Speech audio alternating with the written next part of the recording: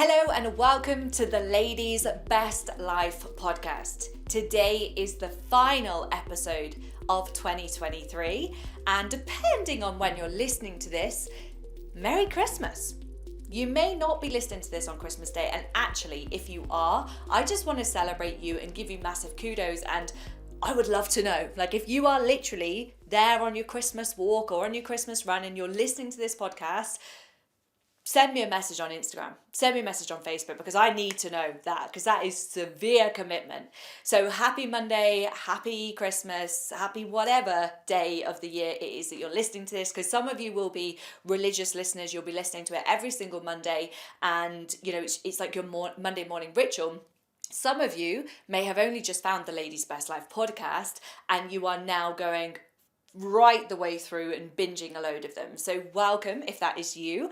And if you're listening to this and it's the middle of July and you're thinking, what the fuck is she talking about, Christmas? You're a little bit late to the party, but I'd rather you be here and be late than not be here at all. So again, welcome.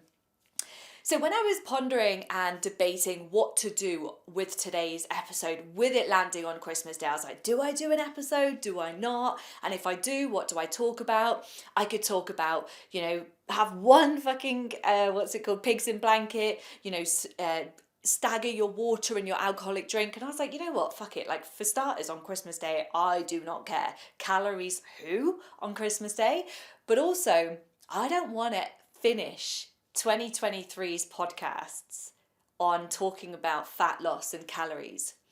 Because if I think about Sasha Holly Bai and what she truly fucking stands for, it's helping you to live life on your terms. It's helping you to fall away and move away from people pleasing and really stepping into your power.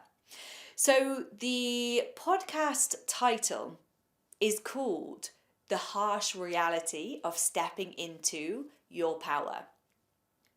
Because stepping into your power isn't, unfortunately, all positive.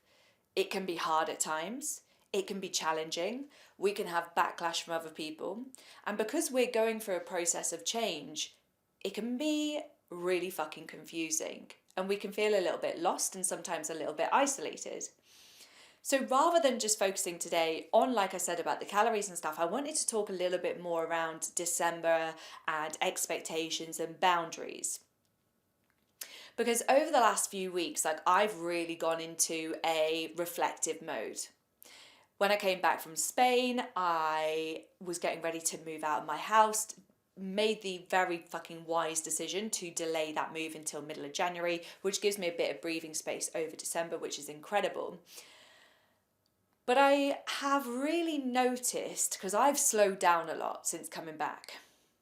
And when I slow down, I get a chance to observe more. I get a chance to reflect more. And as I've done that, I've noticed, for starters, how many times people say the word busy is fucking insane. If we think that I'm on an absolute boundaries mission at the minute and I'm saying no to things left, right and centre, the the balance between Sasha saying no and people saying I'm busy, I am at 1% compared to when people are saying I'm busy all the time. And that's okay, right? Because it is a busy time. But without this sounding brutal, you're allowing it to be busy. So one thing I'm noticing, like I said about, is people are rushing from pillar to post. They don't know their arse from their elbow. They're feeling exhausted. Also, there is this pressure that the kids have got to be, beautifully polished up. They've got to go and smash the Christmas play. You've got to rock up with your fucking Christmas jumper as well, smiling from ear to ear. Not only that, have you got to do all of the other duties, wrapping presents and all that sort of stuff, but then you've got to host Christmas Day. You've got to get up at 4 a.m. before the children are even up to see Santa and get your presents and stuff like that. Make all the fucking veggies and all of this sort of stuff. And you've got to do that with a smile on your face. I mean, life is busy anyway, right? Life is demanding enough. And now you've added Christmas busyness and Christmas demands. No wonder you get to Christmas Day and are like, right, as soon as Christmas dinner's done, either I'm going to fucking kip or pass me the chocolates and the Baileys or whatever, right? Because you're exhausted. So I wanted to go into that a little bit today because obviously that is something that I am super passionate about. is not allowing you to continue to living your life in a way that you're not happy with. If you're happy people pleasing, if you're happy with poor boundaries, if you're happy giving to everyone else, cool. This is not the right podcast for you, categorically. But if you're like, actually, yeah, she's fucking right. I'm tired all the time. I'm rushing around all the time. Then listen up. Because something that I've done, so throughout the first few weeks in December, up until my birthday, I didn't drink. You know, I think I had one glass of wine. I wasn't bothered about putting more inflammation into my body.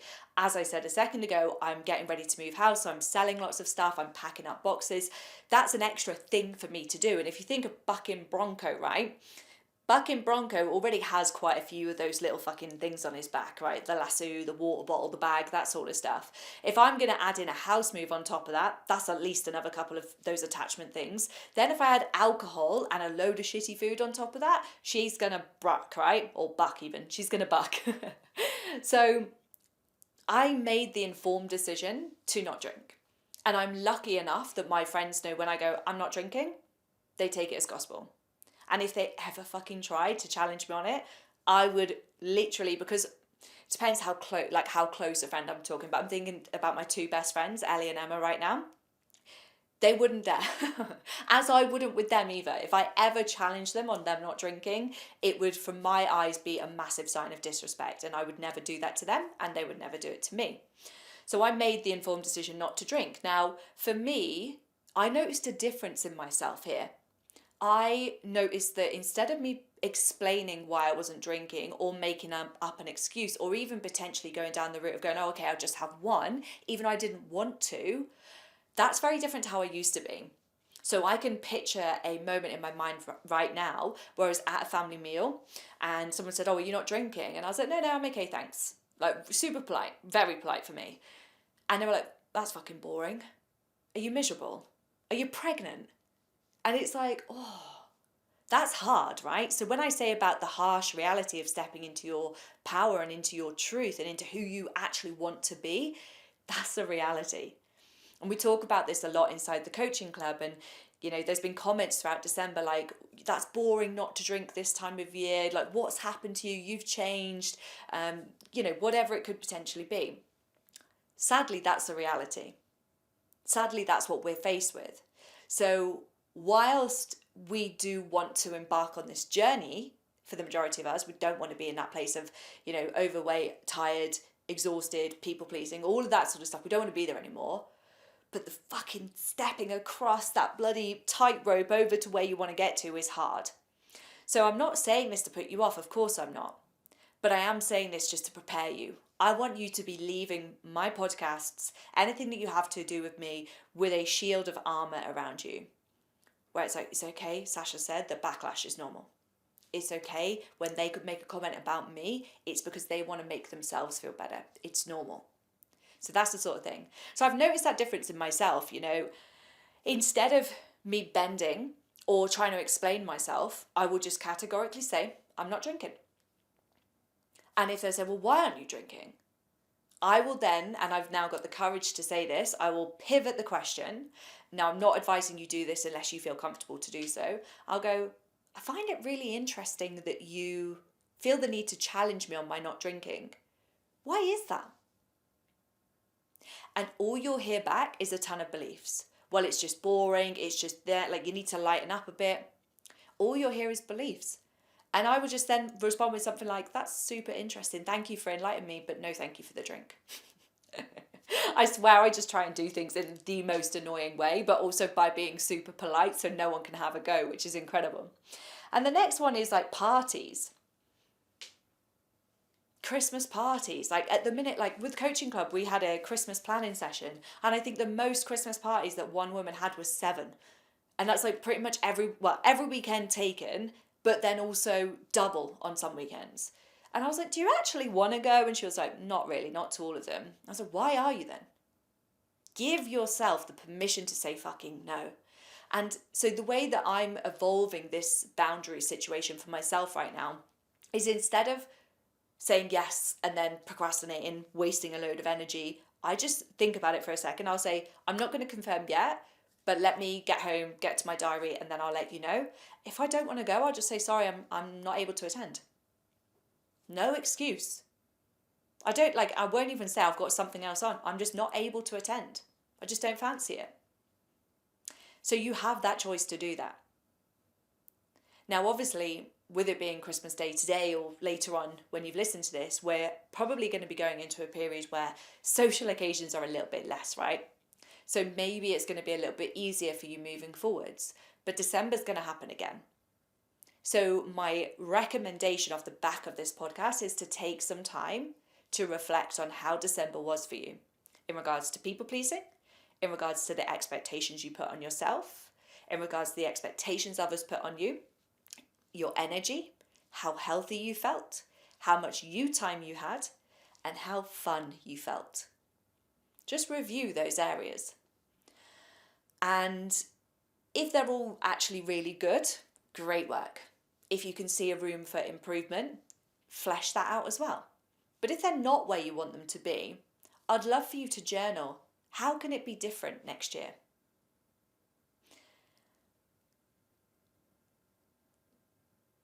Because we see so many people just go through one door of life to the next door of life, from one month to the next month, repeating the same old mistakes.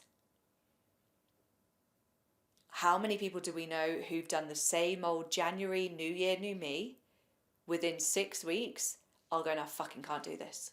The same old mistakes. Every year they think it's going to be different this year.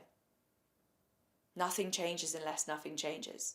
And I've spoken to people, my inbox is currently full of people I've been speaking to for about 3 years who have been on the fence of joining Coaching Club. And it's like, nothing's going to change unless you invest in yourself, you get a good program that is supporting you and your life, you invest in money, time and effort, and you actually have a plan. And it's the same for how we live our life. And I'm going to talk about that in next week's episode on Monday, the 1st of January, which is so exciting. Are you actually designing your life, or is life just happening to you? And I want to go through some bullet points now and just think about a few ideas with you and flesh them out together. The brutal reality of stepping into your power and living life with more boundaries, with saying no more, with higher expectations for yourself. People will be taken aback by it. You will have conflict. You will have some people going, well, you're boring now. So when you're embarking on these changes, I almost want you to build up, like I said about earlier, that armor of what you're going to say, of what your excuses are going to be if you feel like you need them. And obviously, that's okay. I know when I first started coming down the journey of actually learning to say no, I was like, I can't drink because I'm on antibiotics. I can't drink because I've got to drive. Okay, that's step one. I often use the kind of gear stick visual. Step one to boundary change could be that you're driving. Step 2, it could be that you're going to blame your coach. Step 3, I'm actually not feeling too great. Step 4, I drank last weekend, so I'm not really feeling too up to it. Or I drank last night. Step 5, I don't fucking want to. See how they are progressions of how you can handle the reasons why you say you're not drinking. But the thing is, we have to allow ourselves to go through the phases of this. Unless you fully back and believe in yourself and trust yourself to say, I don't want to drink, and to be able to handle the backlash. Because when you don't do what other people think you should do or always have done, don't be surprised when there is a bit of a, you've changed comment. You're boring. But the thing that helps you not to pick up those comments is when you know yourself. And also when you're in the right room around people who are also, inverted commas, weird like you. And this is something we talk about a lot inside the coaching club, is it's really comforting for the fact we've all got each other and able to bring it into the group and be like, fucking hell, I got some shit at the weekend for not drinking. And everyone just be like, well, aren't they weird? And it might not just be around drinking. It could be saying no to the mince pies in work, whatever. But often, like this time of year, drink does seem to be quite a heavy topic, if you like. And one thing that you notice when you come into CC is as you get more energized, as you start to put better food and drink into your body, like water and that sort of stuff, you know that you still can drink, but you start to notice how negatively it impacts you, your energy, your physique, your skin, your mental clarity. So you become a bit more informed in your decision making when it comes to alcohol. So having this backlash around alcohol, especially this time of year, is really common. So that's the first thing that I want you to consider is how can we build that armor up around you to ensure when you're building these boundaries, you succumb to what they want you to do less. Because the thing is, right, like any skill that you're building, it's not always going to be like 0 to hero, job fucking done, right? You're going to sometimes fall and go, yeah, okay, let's just have a drink. Sorry, it's just easier. I've done that before so many times. And then you might stay strong for one weekend. And then you could go get absolutely obliterated and one thing just led to another. Cool, it does not matter. It's just slowly putting those 2Ps into the 2P machine, becoming the person that you wish to become. The second point I wanted to talk about around this time of year and stepping into your power is quite a tough one. It is common to be around people that you don't really like this time of year. Big family gatherings, big work meetings, friends getting together, maybe there's someone that you don't like. Now, there could be someone that you just really don't like and you both just have that kind of like negative energy to each other. That can be draining in itself. Or it could be a situation where this person just talks at you, they talk about all negative things, and that's draining you. And I've always kind of tried to steer away from people like that. But actually, what I've come to realize recently is that's not the most powerful way that we can do this. The most powerful way we can deal with the people that drain our energy is to protect our energy in that moment. Instead of allowing yourself to be zapped by them, what can we be doing internally to keep our energy high? It could be things like, so some of you may see that person walking down the street and be like, fucking hell, like shrink, and your body just closes up. Stand tall, get your chest up proud, lift your head high, take a deep breath. Okay, so it could even just be as simple as adjusting your physique, right? Looking at your posture, your energy, because when we change our physiology, our psychology will change as well, and the other way around. They have a direct impact to each other. So that's the first thing that you could do. The second thing is try and lead the conversation a little bit more. Oh, I noticed that you are wearing running trainers. Like, do you go running? Like, try and bring it into what you're passionate about. The next thing that you could do is put strong boundaries in place. It has been lovely to see you. Thank you so much for your time. Even if they're talking at you, just take hold of their shoulders, whatever feels right for you, and say, it's been incredible to see you, but I've got to go. Speak to you soon. There is no harm in doing that. I see so many people in work situations, social situations, family situations who end up being an hour late for an appointment or whatever because they got caught talking to someone. That person doesn't know your agenda. You are the only person who needs to stick to your boundaries and enforce them in the first place. So if you're just going to let them run over, goodbye brick wall, they are now completely eating their heart out when it comes to your boundaries. Because if you think about it, with energy and people draining our energy, it's not about giving a person that you don't like what they want. Okay, because this is something that came up on a live recently is, well, I don't really want to give all that to this person because it's actually my ex. And I was like, yeah, but whose energy is it taking? It was taking this incredible lady's energy. So for her to be like, well, I don't want to do that for him, it's not for him, it's for you. So the more we can protect ourselves around that energy, the better. One thing that I actually do when I'm speaking to people that I don't really gel with too much is I actually try and focus on what they want to talk about as much as possible. Say if I'm in a situation like Christmas Day, there's someone there that I don't really fucking care about, and I'm like, right, I'm going to be stuck talking to them for a bit of time. I can either sit and wallow and hate my life, or I can be like, right, let's pivot them. And I try and use kind of almost like coaching to pull what they're excited about. I like to hear all about it and I want to get excited with them. So it could be something else that you give a try at. The next one is, if you don't plan, you're going to feel busy and overwhelmed. If you're busy and overwhelmed, you're more likely to soothe with alcohol or highly palatable foods.